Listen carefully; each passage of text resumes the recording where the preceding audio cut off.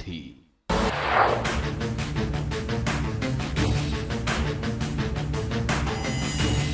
इस कार्यक्रम के प्रायोजक हैं महक सिल्वर, मेरा दिल पर। नमस्कार, आप देख रहे हैं कि न्यूज इंडिया। मैं हूं आपके साथ गरिमा वाजपेयी। मुद्दे की बात में आज बात करेंगे कोहरे का कहर, कठिन डगर।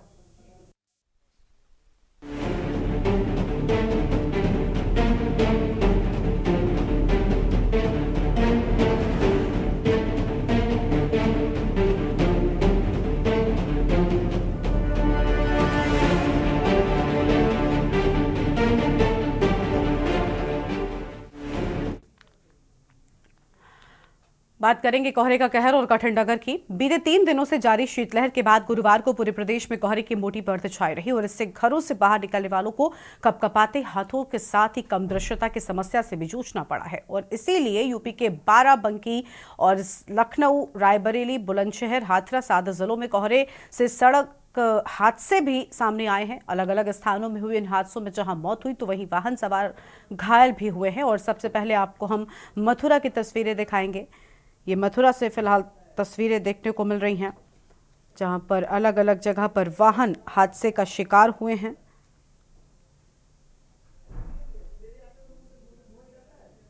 कई लोगों की जान चली गई, वहीं कई लोग हादसों में घायल भी हुए हैं।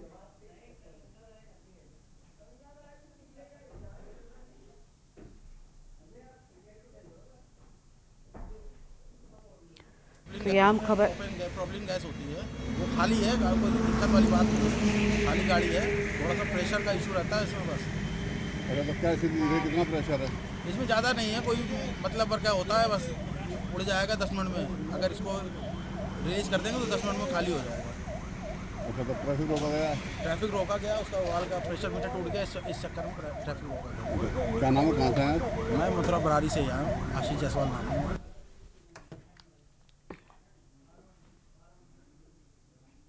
और अब अगली तस्वीर आपको हम बाराबंकी से बताते हैं। बाराबंकी से तस्वीरें सामने आई हैं, जहां पर हादसा हो गया। अलग अलग जगहों पर वाहन हादसों का शिकार हुए हैं। मौत व घायल होने का सिलसिला भी लगातार अलग अलग जगहों पर जारी रहा है।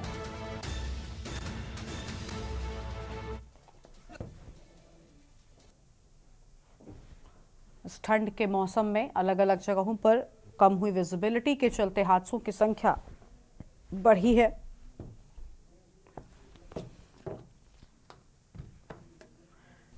और अगली तस्वीर आपको हम दिखाएंगे बुलंदशहर से, जहां पर अलग अलग जगह पर हादसे हुए। और ये तस्वीरें आप देखिए, कोहरे के चलते भीषण हादसा जिसमें लोगों की जान चली गई।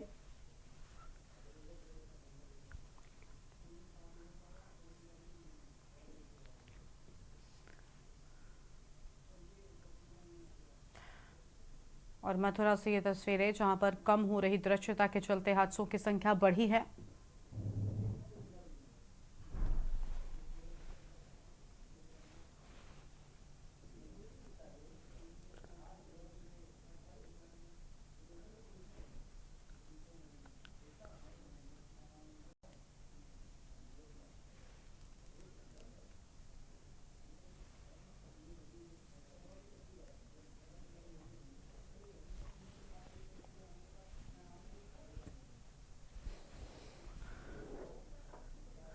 तो कोहरे से कम हो रही दृश्यता और जिसके चलते लगातार बढ़ रहे हादसे, अलग अलग जगहों से कई तस्वीरें सामने आई हैं जो हमने आपको दिखाई।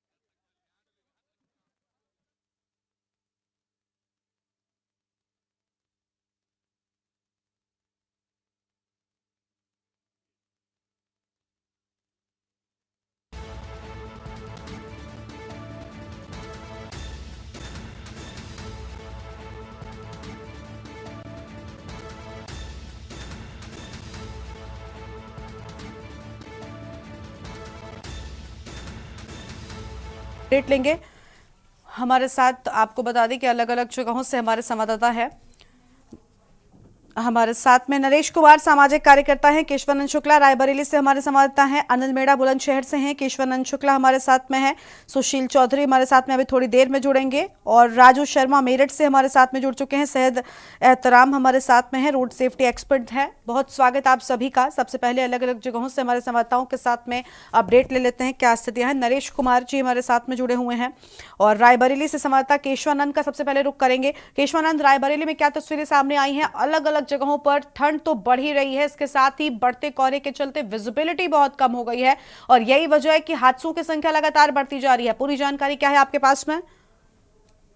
बिल्कुल, देखिए देखा जा रहा है कि लगातार जिस जा रही है उस बीच देखा जा रहा है विजिबिलिटी काफी कम देखने को मिले, जिसके बाद देखा जा रहा है कि कोहरा काफी ज्यादा है और लोगों की जो ट्रैफिक व्यवस्थाएं देखा जाए तो यातायात में काफी फर्क देखने को मिला है। जो भी यात्री निकल रहे हैं वो फॉग लाइट का इस्तेमाल कर रहे हैं क्योंकि देखा जा रहा है सड़क हादसे ही काफी ज्यादा देखने को मिले।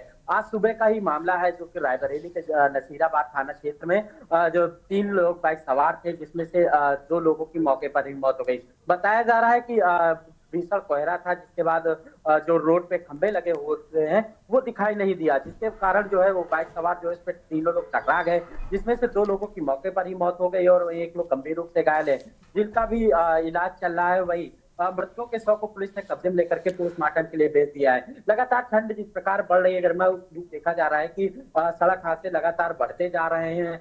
2 लोगों की रायबरेली में आज मौत हो गई और चाहे दिन की बात हो या रात में, लगातार जो है पारा काफी कम हो रहा है, जिसके चलते अब कोहरा भी काफी पड़ रहा है और ठंड में लगातार सड़क हादसे भी होते हुए दिखाई दे रहे हैं। जी गर्मा, ठीक है, आपके पास में लौटेंगे और मेहमान हमारे साथ में है। हमारे साथ में बुलंदशहर से हमारे संवाददाता अनिल मेड़ा भी जुड़ चुके हैं, उनके साथ अपडेट लेते हैं। अनिल, बुलंदशहर की क्या स्थितियां हैं? कोहरा बढ़ता जा रहा है, वाहनों की रफ्तार पर कितना ब्रेक लगा है?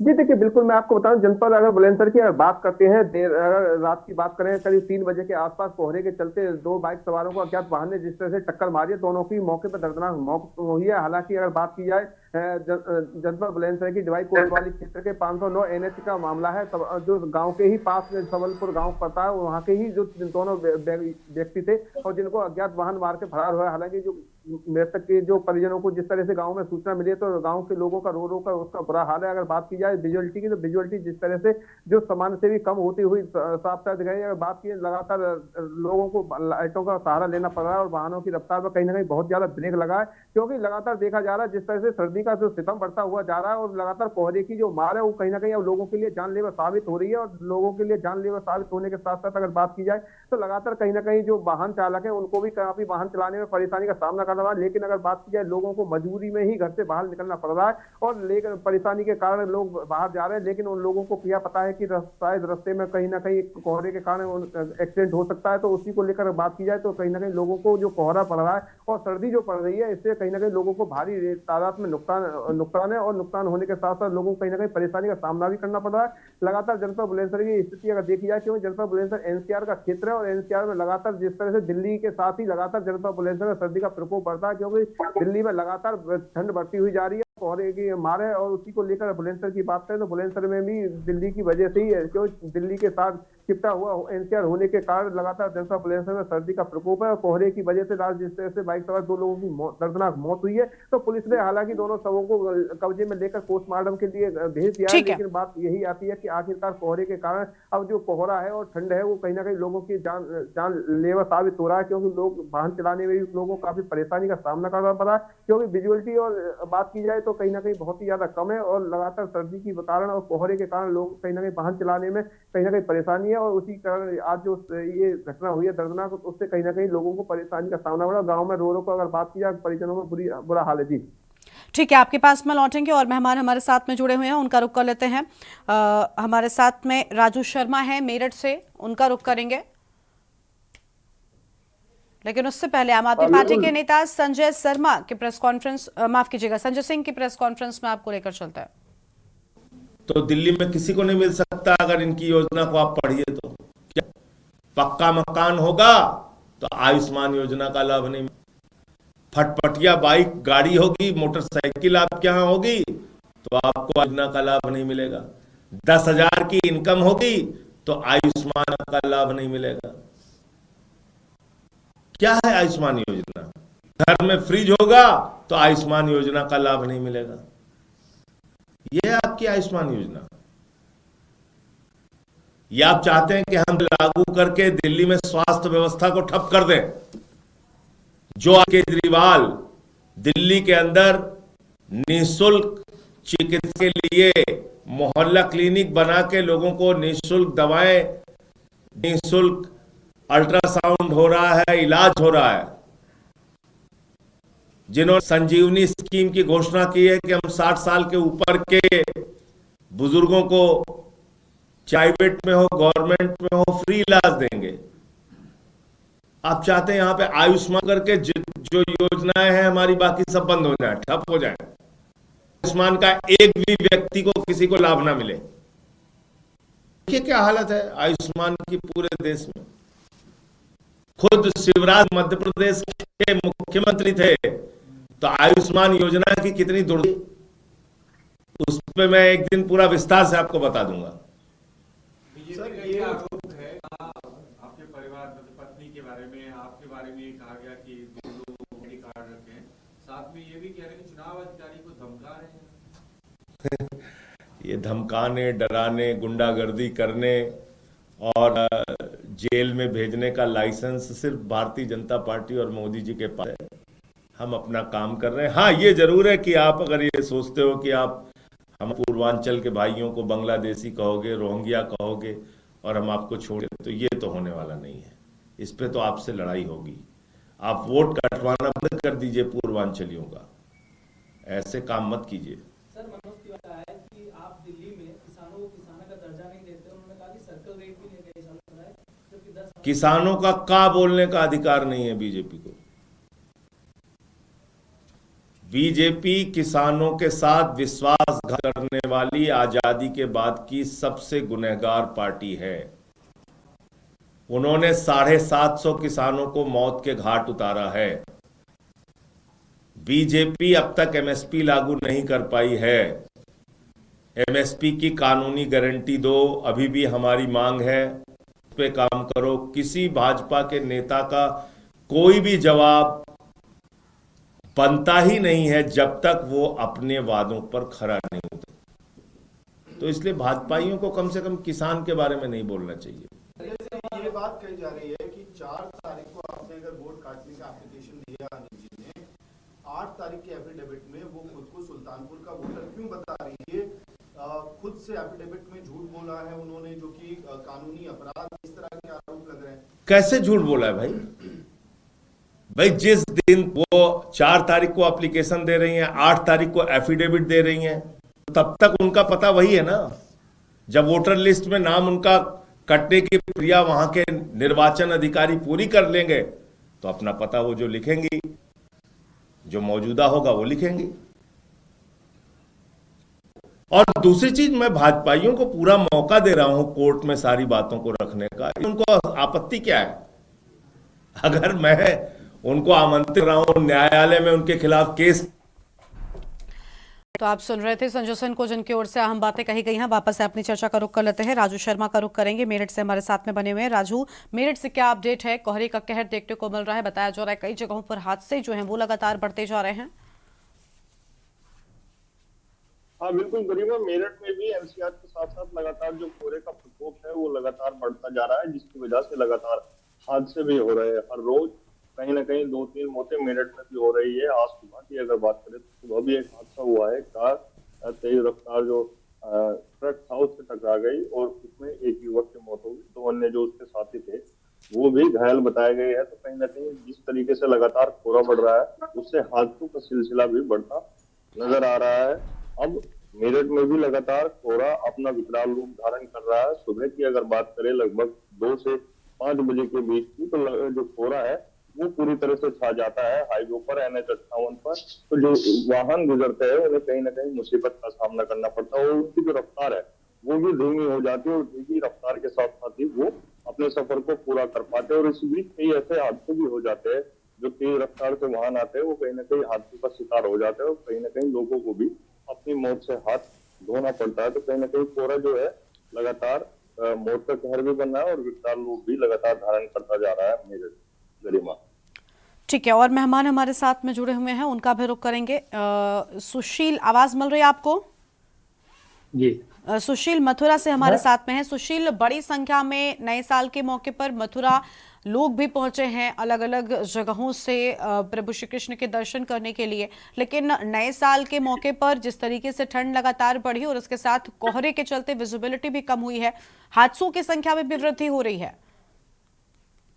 जी, मैं आपको बता दूं कि मथुरा एक ब्रज क्षेत्र है। यहाँ पे जो श्रद्धालु हैं बाहर से काफी संख्या में आते हैं। जिस तरीके से अभी कल नई साल थी तो यहाँ पे जो श्रद्धालु बाहर से आए थे, अभी कल रात की ये घटना है। कोहरे के कारण एक जो गैस का टैंकर है वह फोरबिल चौराहे पे पलट गया है, जिसके पलटने के बाद एक बहुत ही बड़ा हादसा होने से टला है, क्योंकि सोनीपत से गैस खाली करके मथुरा रिफाइनरी आ रहा था। जिसके बाद दमकल विभाग और जो रिफाइनरी के आला अधिकारी हैं वह मौके पर पहुंचे, जिन्होंने सूझबूझ से 2 घंटे जाम लगने के बाद उसको वहां से हटाया।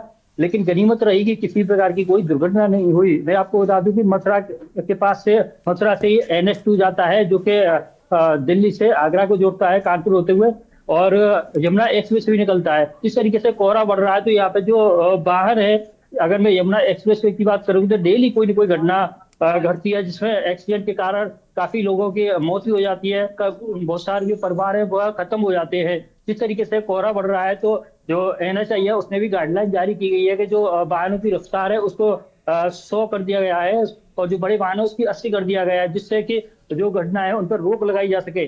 मैं बता दूं आपको कि जो ड्राइवर है उनको भी कहीं ना कहीं जागरूक होना पड़ेगा कि जिस तरीके से कोहरा बढ़ रहा है उसको लेकर वह जो वाहनों की स्पीड है उसको कम किया जाए। जी ठीक है, और मेहमानों का रुख कर लेंगे। बाराबंकी से राहुल त्रिपाठी हैं, आवाज मिल रही है राहुल आपको? जी जी।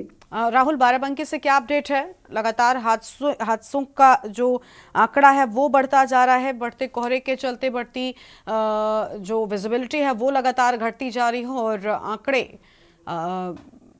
घटनाओं के बढ़ रहे हैं।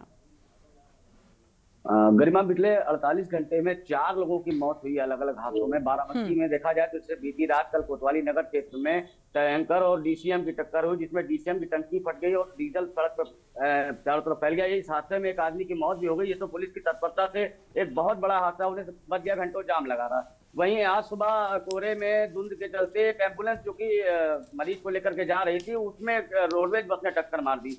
गनीमत ये रही कि वो बाल बच गया, लेकिन काफी चोटिल हो एम्बुलेंस का ड्राइवर, और वहां पर मौके पर लोगों ने किसी तरह उनको रेस्क्यू करके निकाला और दूसरी एम्बुलेंस के जरिए से उनको अस्पताल भेजा गया। इस हादसे में उसके तीमारदार भी चोटिल हो गए। वहीं फतेहपुर थाना क्षेत्र में भी एक व्यक्ति की रात में एक अज्ञात वाहन ने रौंद किया, जबकि वहां पर स्थिति ये थी कि धुंध के मारे दिखाई तक नहीं दे रहा था कि उसकी मोटरसाइकिल रोड पर किस तरफ पड़ी हुई है। देखा जाए तो बड़े वाहनों से ज्यादातर इस तरह के हादसे हो रहे हैं धुंध के चलते, लेकिन उनमें रिफ्लेक्टर नहीं लगाए जा रहे हैं। ये भी एक बड़ा मुद्दा माना जा सकता है, क्योंकि धुंध में दूर के वाहन नहीं दिखाई पड़ते हैं। तो अगर वाहनों पर रिफ्लेक्टर रहेंगे तो लोगों को गाड़ी चलाने में आसानी रहेगी और ये अनुमान रहता है कि गाड़ियों के बीच की दूरी क्या है, तो ऐसे हादसों को रोका जा सकता है। ठीक है, बहुत शुक्रिया राहुल आपका हमारे साथ जुड़ने के लिए। सैयद एहतराम साहब का रुख कर लेते हैं, रोड सेफ्टी एक्सपर्ट हैं, आवाज मिल रही है सर आपको? हाँ, धन्यवाद गरिमा जी सर, बहुत स्वागत आपका, बहुत स्वागत। और सबसे पहले तो बढ़ रहे आंकड़ों में लोगों को क्या एहतियात बरतनी चाहिए ये हम आपसे जानना चाहेंगे, ताकि ये हादसे ना हो, क्योंकि अब लगातार ठंड बढ़ेगी और उसके साथ ही कोहरा, खासतौर पर हाईवेज पर या जो एक्सप्रेसवेज होते हैं इनमें बहुत ज्यादा हादसे होते हैं। तो क्या एहतियात अपनाएं? मैं चाहती हूँ अगर आप कुछ सुझाव सलाह लोगों को देना चाहें तो। जी बिल्कुल, बहुत बहुत धन्यवाद। मैं के न्यूज़ के माध्यम से जितने भी लोग सुन रहे हैं उनको कुछ ड्राइविंग की छोटी छोटी कोहरे के लिए टिप्स देना चाहूँगा, और अगर ये टिप्स आप अगर अपनी ड्राइविंग में इसको शामिल करते हैं तो काफ़ी हद तक दुर्घटना से बचने का आपको अवसर मिलेगा। देखिए, जो आपके जितने भी संवाददाता थे सभी लोगों से जो बात हुई उससे ये सामने निकल के आया कि अधिकतर जो दुर्घटनाएं हो रही है वो ज़्यादा स्पीड की वजह से हो रही है। तेज रफ्तार में जब गाड़ियां चलती हैं तो दिखाई कम देने की वजह से जो भी आगे का ऑब्जेक्ट होता है वो बहुत पास जल्दी से आ जाता है, और तब हमारे पास बिल्कुल समय नहीं, रिएक्शन टाइम हमारे पास नहीं होता है कि हम ब्रेक पे रोकें। सबसे जरूरी ये होती है अगर कोहरे में आप हैं तो अपनी स्पीड जितनी भी कम हो सके, जितनी स्पीड पे आप अपने वाहन को कंट्रोल कर सके, जितना आपको दिखाई पड़े उतना ही स्पीड में चल सकें, कभी भी स्पीड बढ़ाने की कोशिश ना करें। दूसरा ये होता है, जैसे अभी संवाददाताओं ने बताया कि रिफ्लेक्टर की कमी होती है। देखिए, रिफ्लेक्टर दो तरह से काम करते हैं। एक तो आपकी गाड़ी का रिफ्लेक्टर जिससे दूसरा आपको देख पाए, और दूसरा ये कि सामने वाली गाड़ी है उसके भी रिफ्लेक्टर सही होने चाहिए। जैसे मोटरसाइकिल है, इसमें अक्सर आप देखेंगे पीली लाइट ही सही काम नहीं करती है, टेल लाइट होती है, और उसके अलावा उसको देखने का कोई दूसरा उसमें इलेक्ट्रॉनिक होता ही नहीं कि पीछे की जो लाइट है इंडिकेटर है उसी से आप आगे चलने वाले मोटरसाइकिल देख पाएंगे। अक्सर अगर गाड़ी खराब है तो वो दिखाई नहीं पड़ती है। तो जरूरी है कि अगर कोहरे में गाड़ी चलाई जा रही है, चाहे वो 2 पहिया हो चाहे 4 पहिया हो, तो उसकी जो पीछे की लाइटें हैं वो प्रॉपर काम करनी चाहिए। प्लस इसके साथ साथ अतिरिक्त सावधानी में आप लाल रंग का रिफ्लेक्टर लगा, छोटी सी पट्टी होती है, उसको किसी लाइट की जरूरत नहीं होती है, लेकिन अगर पीछे वाली गाड़ी की लाइट आगे पड़ेगी तो वो चमकने लगेगा, तो इससे काफी बचाव हो सकता है। दूसरा ये रहता है कि जैसे कार वाले हैं, कार वाले सर क्या गलती हो रही है, उनके पास बड़ी लाइटें तो होती हैं, महंगी कारें होती हैं, तो उनका फॉग लैम्प है, फॉग लाइट स्पेशल फॉग मतलब कोहरे के लिए ही दी जाती है। ये मोटर लगाया जाता है और कारों में तो लगता ही है, बड़ी गाड़ियों में तो लगता ही है। तो जैसे ही मौसम बदल रहा है, कोहरा धुंध आ रही है, तो फॉग लैम्प का जरूर इस्तेमाल चाहिए। देखने वाले को भी हो जाती है, आगे तक का दिखाई पड़ता है, और साथ जो आगे उसको भी थोड़ा दूर से दिख जाता है, क्योंकि फॉग के जो धुंध होती है वो नहीं पाती है। इसके बाद अतिरिक्त है 4 पहिया चालक है, तो इसको एक तो गति कम करें, प्लस उसमें कतार में चलने की कोशिश करें। अक्सर क्या होता है, जब मौसम साफ होता है तो हम लोग जहां आगे कोई गाड़ी आ गई तो ओवरटेक कर लिया, फिर लेन में तरह से हम, तो फॉग के केस में आप कभी बहुत घातक हो सकता है। ज्यादातर जो दुर्घटना वो आपने सामने की दिखी नहीं और एक्सीडेंट हो गया, या इतना अति हम देख के क्यों चले, अपने राह में चले, फिर ओवरटेक ना करें। दूसरी चीज कि गाड़ी को, चाहे वो बड़ी गाड़ी हो चाहे 4 पहिया हो, गाड़ी सड़क पे न रोका जाए के टाइम पर। सर क्या होता है कि बड़े ट्रक क्या करते हैं, उनको धुंध में दिखाई नहीं देता है, लगता है या थका हुआ नींद आ रही है, तो वो गाड़ी साइड कर लेते हैं और गाड़ी बंद कर जाते हैं, लेकिन ना करें ताकि कम से कम ऐसे हादसे ना हो। ठीक है सर, ठीक है, आपके पास में लौटेंगे। हमारे साथ में सामाजिक बहुत सारा आपका भी जी, लगातार जो हादसे हो रहे हैं इस तरफ लोगों को नियम कानून का, लेकिन सबसे जिम्मेदारी रोड पर चलने वाले आम नागरिकों, अगर ये नियमों का ठीक तरीके से करेंगे तो ऐसे हादसों से हम बच सकेंगे।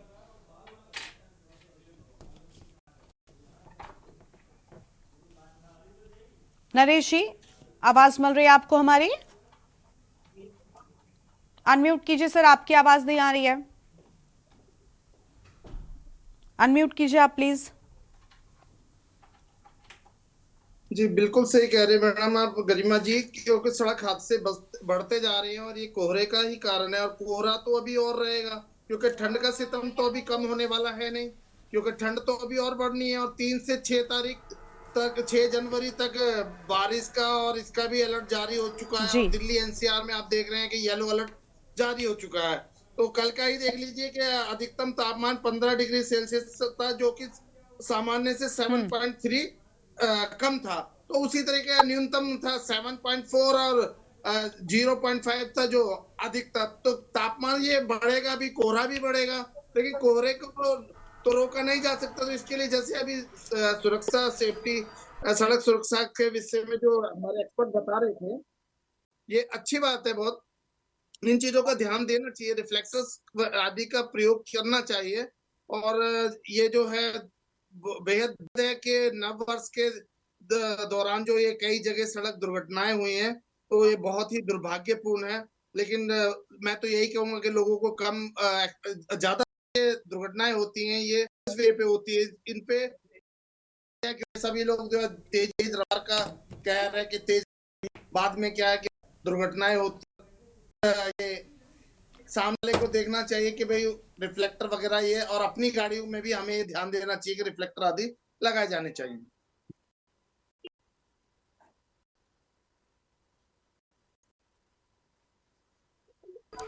आप सभी मेहमानों का हमारे साथ जुड़ने के लिए और बातचीत के लिए। तो लगातार बढ़ रहे हादसों पर उम्मीद है कि लगाम लगेगी और लोग नियम कानून का पालन करेंगे, जिससे जो हादसे हो रहे हैं इनके आंकड़े कम होंगे। इस बुलेटिन में इतना ही। आप देखते रहिए के न्यूज़ इंडिया। नमस्कार।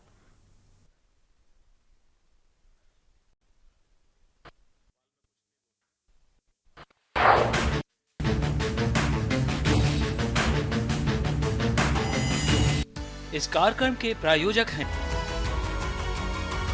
महक सिल्वर, मेरा दिल पर।